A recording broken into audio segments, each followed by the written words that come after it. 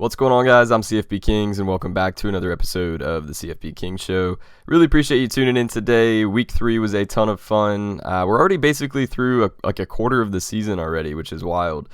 Some teams have played 3 games, some have played 2. I think Georgia Tech has played 4, but basically a quarter of the way through the regular season.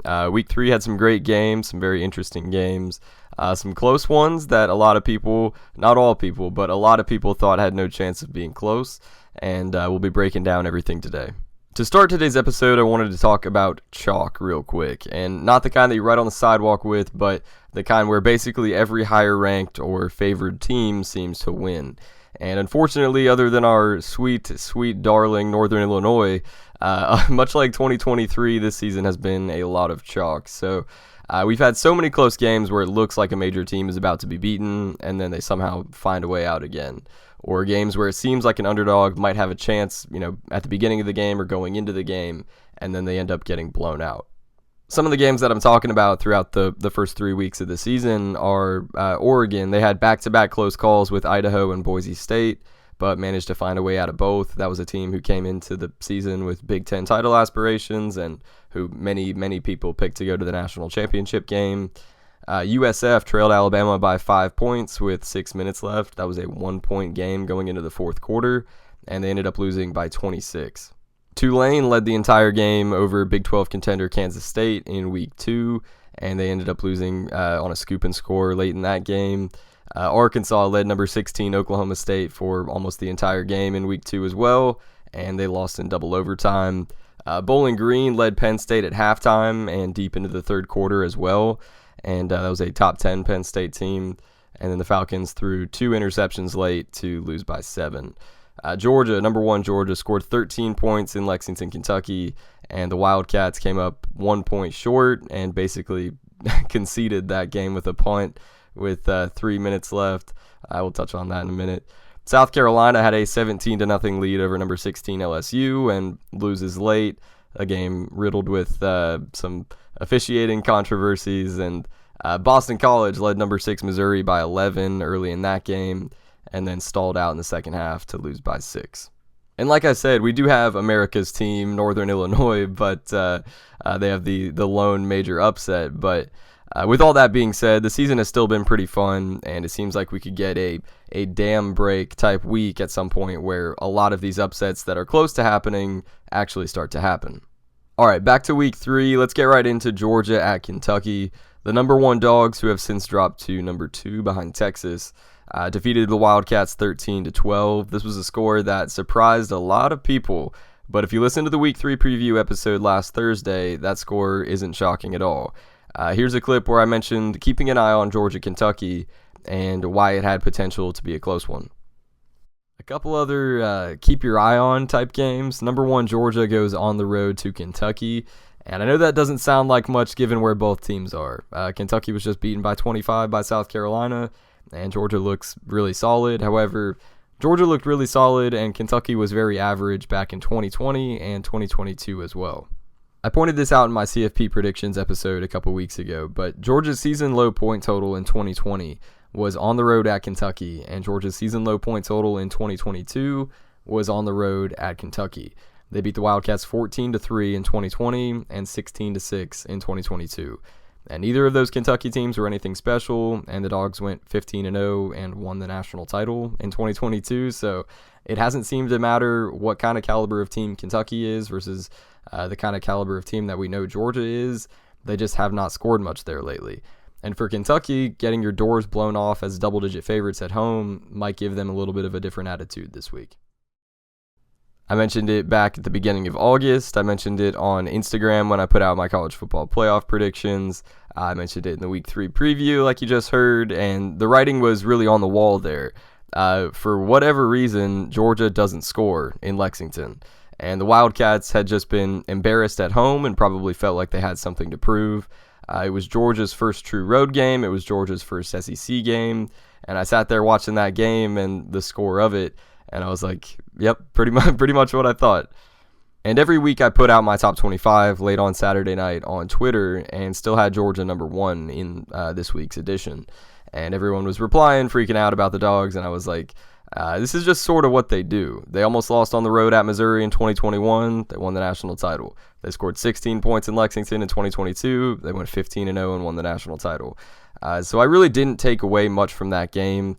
It was what I predicted to happen. I had Kentucky's line, so it would be hypocritical to overreact and be like, "Wow, Georgia should drop to 5th after that performance." So we're gonna find out about Georgia when they go to Alabama, when they go to Texas, when they go to Ole Miss, and when they host Tennessee.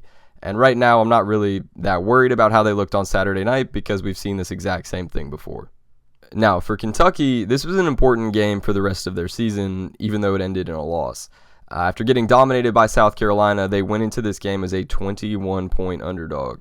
Them putting up a fight, being competitive, staying in it for the entire game, getting millions of eyeballs back on their team, seeing them compete with the number one team in the country. And even though they lost, I think they have something to build off of there.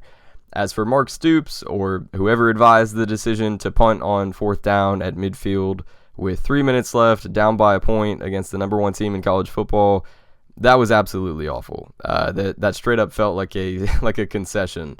That was one of the worst coaching decisions I've seen in a long time, up there with Miami not taking a knee against Georgia Tech last year. And I couldn't believe that they chose to give the ball up, and rightfully they never saw it again. But like I was saying, there is still at least that semblance of competitiveness and that fight that the Wildcats can build off of moving forward that wasn't really evident whatsoever against South Carolina. Speaking of South Carolina, the Gamecocks took number 16 LSU down to the wire on Saturday in what was one of the best games of the entire week. They led the Tigers 17-0 early in that game, but Garrett Nussmeier and LSU roared back to win 36-33 after a wild second half. The main talking point after this game concluded, though, wasn't about LSU, and it wasn't even about South Carolina. It was about the officiating and some of the calls that took place. South Carolina had a pick six called back during the game due to a blindside block, basically, on quarterback Garrett Nussmeier. He threw a pick and then went to chase the DB and got leveled, and the pick six ended up getting wiped out. There were a couple other questionable calls in the game, too, and just all around some controversy there. Kentucky actually had a pick six called back against Georgia, too, so not the best week for underdogs in SEC games from that perspective. But, yeah, South Carolina had a chance to tie it as regulation expired, but just barely missed a field goal, and LSU escaped with a 36-33 victory. If you watched the game on Saturday, it was one that felt like it was dominated by South Carolina for the majority of it, but was a little deceiving since LSU had more total yards, they had 8 more first downs, they possessed the ball for longer, and overall it was a very even game. This was a brutal loss for the Gamecocks, and a game that it felt like they really needed to have. It was right there, and they might say that they did enough to win it without the officiating, but their upcoming schedule certainly doesn't get any easier, and the momentum that they could have had from this game would have been huge for the rest of the season. They get Akron next week and then start on a stretch where they play number 5 Ole Miss, at number 4 Alabama, at number 15 Oklahoma, number 25 Texas A&M. Then they also go to Vanderbilt, host number 7 Missouri, and end at number 21 Clemson.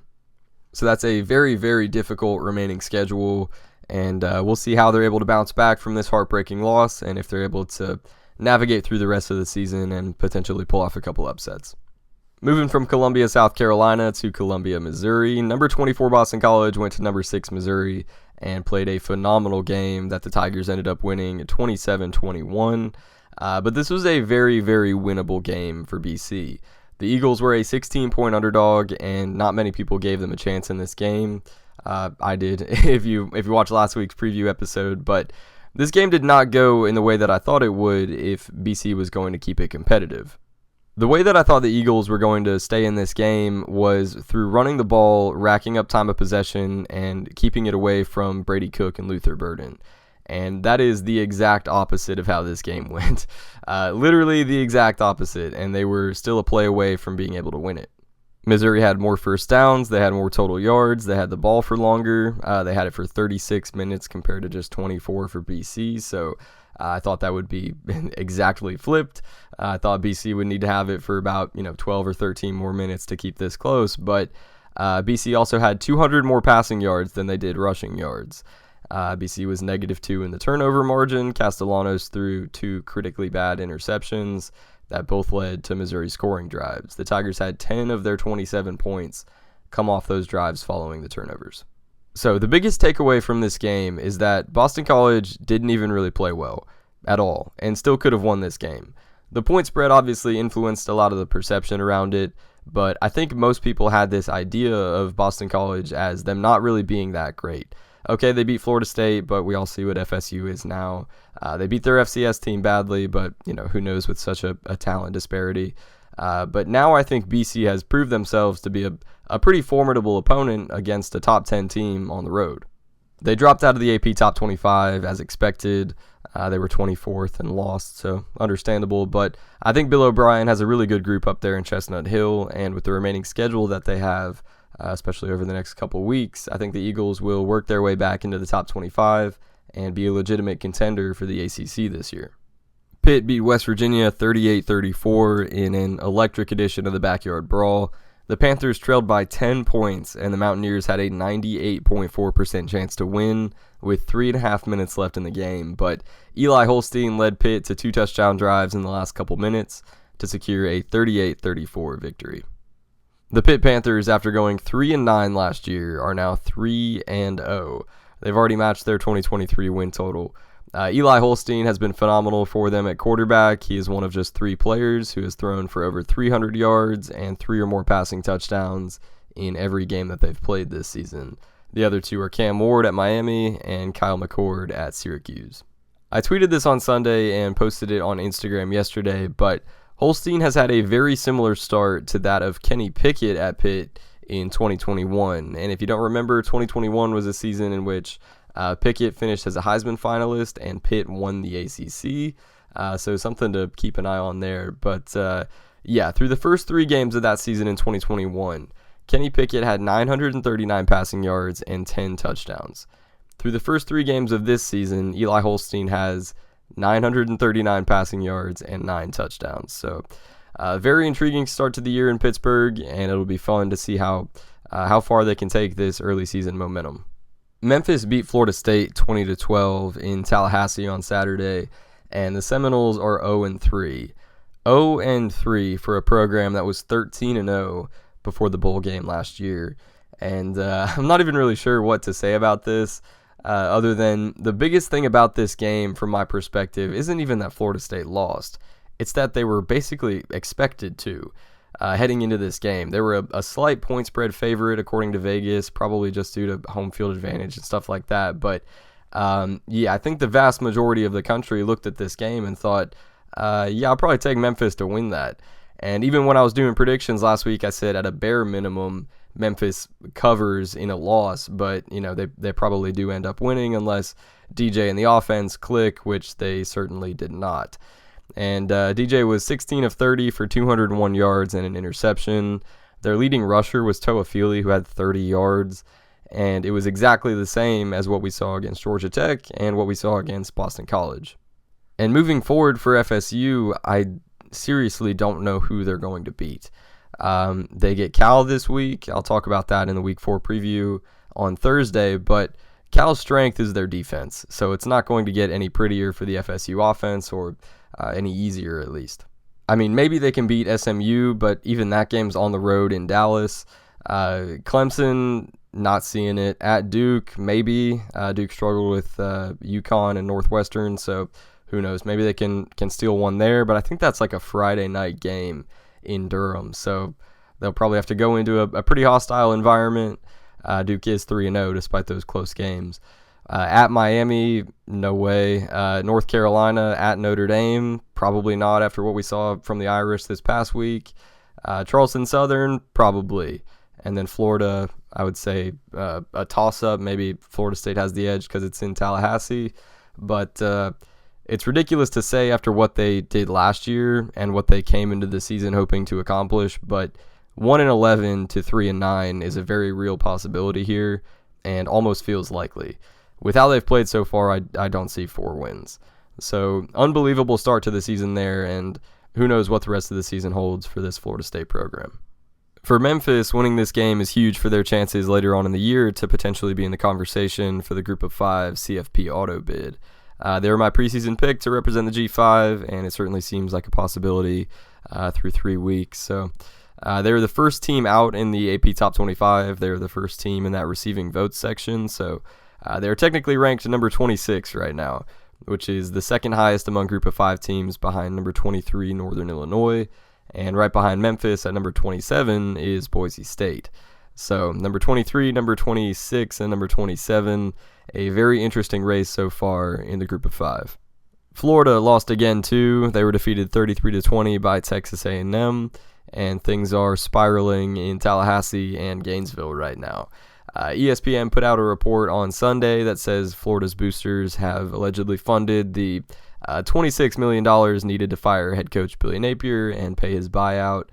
I don't know what the next couple days or weeks or whatever the case may be. I don't know really what that looks like.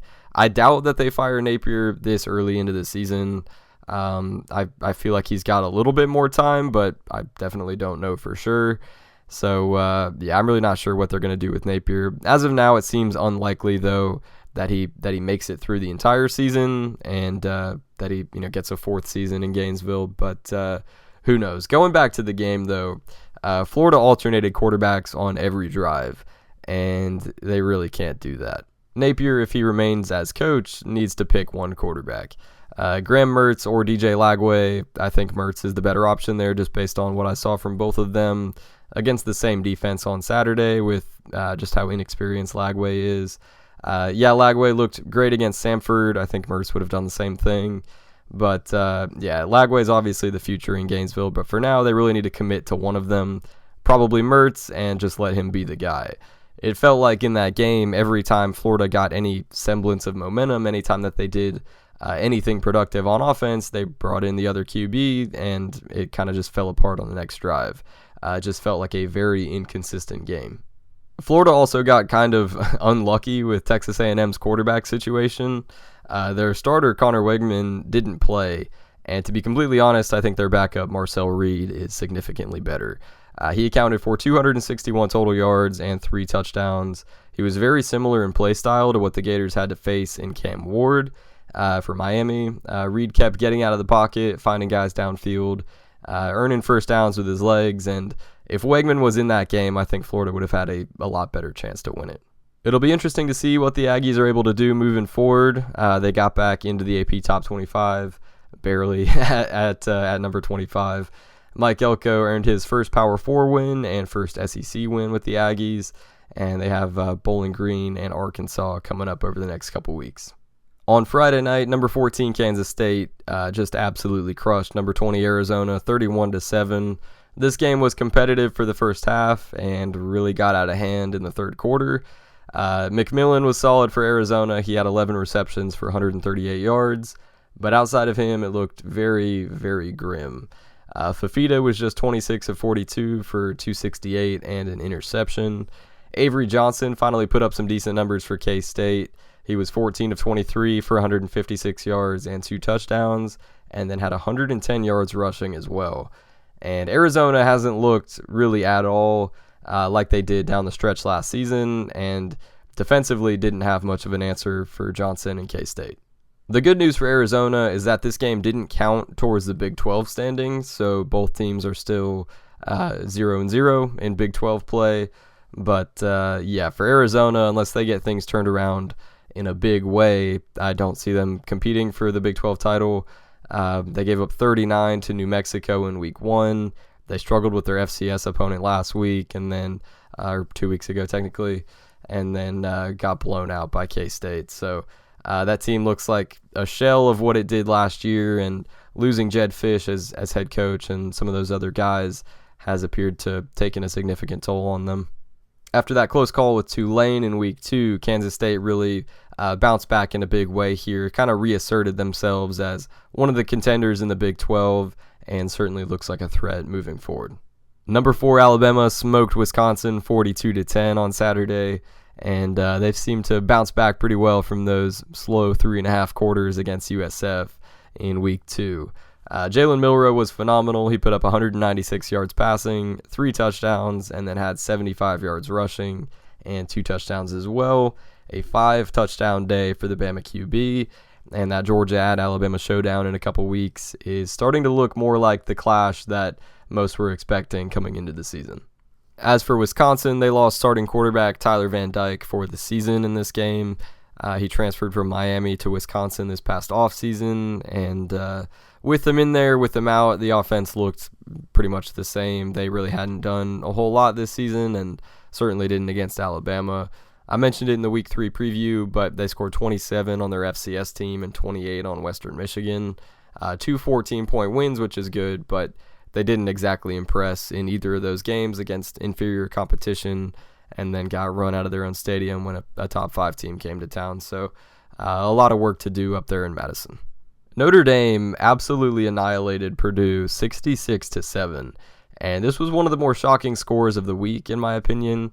After scoring 13 points on Texas A&M until late in the fourth quarter, they ended up pulling away to score 23. And then 14 last week in the loss to Northern Illinois. 66 seemed like an unfathomable number for this offense, especially against a team who beat their FCS opponent 49-0 in Week 1 and came into Week 3 as one of just 2 teams who hadn't allowed a point this season. So I had the under 45.5 for this game. I mentioned it at the end of the Week 3 preview. But I said when I was given that pick that it felt like the most obvious, but could also be the most wrong. And those options were correct. It turned out to be the most wrong. Notre Dame went over the total by themselves by 21 points. So that wasn't that wasn't a fun watch. But Notre Dame just exploded offensively, especially on the ground. They had 364 rushing yards. Leonard had 11 carries for 100 yards and 3 touchdowns. Love had 10 carries for 109 yards and a touchdown.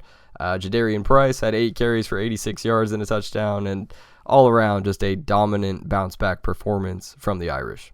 And moving forward for Notre Dame, this feels like kind of what they need to do every week. And of course, they're not going to score 66 every week, and who knows, what was going on for Purdue and how they'll be throughout the rest of the year. But with the strength of schedule that Notre Dame has, they still have Louisville to play, who I think is number 19 right now.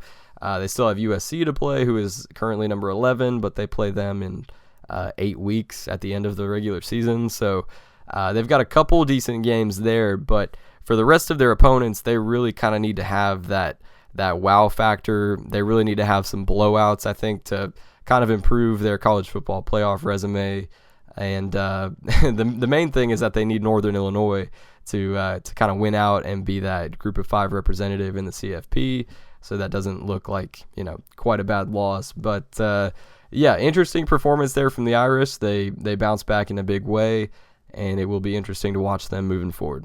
A couple other notable final scores. Oregon defeated Oregon State 49-14. The Ducks finally played like the team they were hyped up to be before the season and looked very solid. Oklahoma had a close call with Tulane. It was a 5-point game with 6 minutes left, but the Sooners tacked on some points late to pull away 34-19.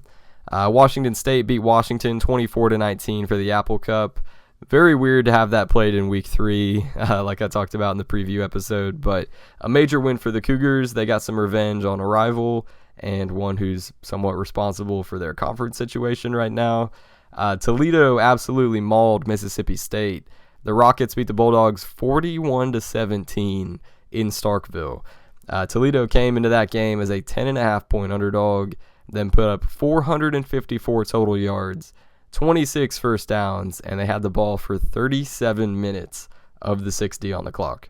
They absolutely embarrassed Mississippi State in their own building, and the Rockets have now kind of offered themselves as potentially a contender for that Group of 5 CFP spot as well. Also, Georgia State beat Vanderbilt 36-32. Very similar to Toledo, Georgia State had 426 total yards, 25 first downs, and controlled time of possession. 2 big losses to Group of 5 opponents for the SEC. Indiana dominated UCLA 42-13, a 29-point margin of victory there. This was UCLA's first Big Ten game, and they were absolutely run out of their own stadium out in Pasadena. The Hoosiers are now 3-0, something to keep an eye on there in Bloomington. They're 3-0, and those wins have come by 24, 74, and 29. So their strength of schedule, they played FIU, Western Illinois, who is on a substantial losing streak, and then UCLA, who, a new conference member, but it's a very impressive win by 29. So Indiana's a 28-point favorite over Charlotte this week. Probably will get them to 4-0, and then they've got Big Ten play after that. So very interesting there for Indiana under head coach Curt Cignetti, and just what they've been able to do so far. And last but not least, we have UNLV. They are 3-0 as well, with 2 wins over Big 12 opponents. They beat Houston by 20, and then they beat Kansas 23-20 on Friday night. And they are 3-0 for the first time since 1984. 1984, absolutely ridiculous stat, but they've had a rough go in the football department for a while. So I went back and looked, and they have never, ever in program history started 4-0. So they have a bye week this week, and then they face Fresno State on the 28th, where they will attempt to accomplish that 4-0 program history. Moving on to Kings of the Week for Week 3, a segment where I highlight some of the best performances across college football each and every week. First up, we've got Caden Veltkamp at Western Kentucky. He had a day against Middle Tennessee.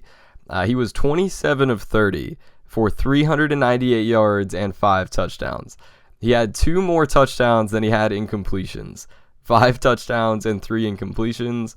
27 of 30 is 90%, so 90% completion percentage, 398 yards, and 5 touchdowns. He was incredible. If that name rings any bells, he was the one who led the Toppers to a victory over Old Dominion in the famous Toastery Bowl last year, after they trailed 28-0 in that game. It was one of the best bowl games of the season and one of the biggest comebacks of the year.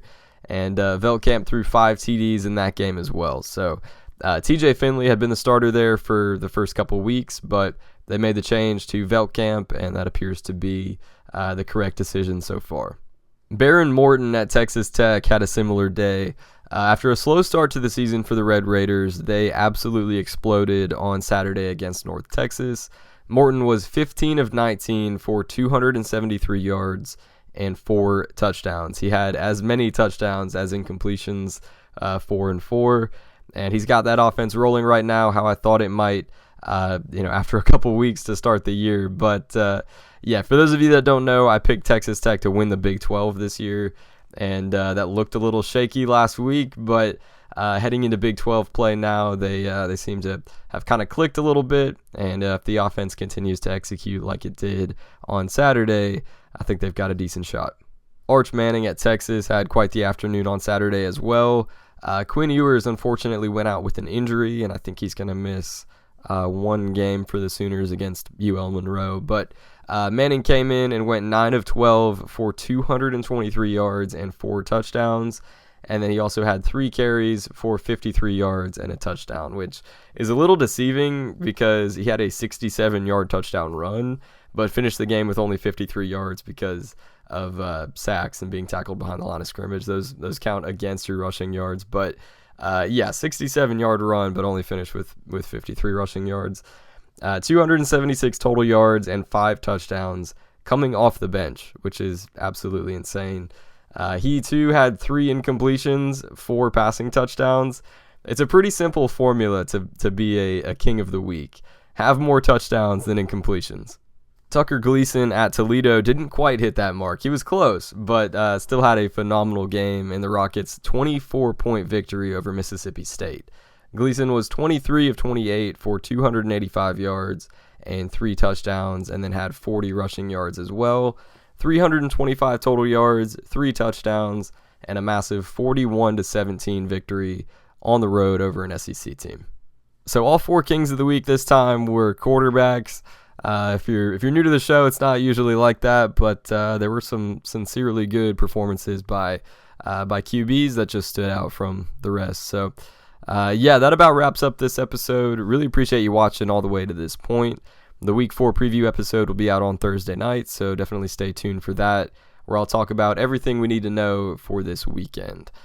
Make sure to leave a like if you enjoyed, subscribe to the channel if you're watching on YouTube, and follow if you're listening on Spotify, and definitely make sure to follow at CFBKings on Twitter and Instagram. Thank you so much for watching. Have a fantastic rest of your day, and take care.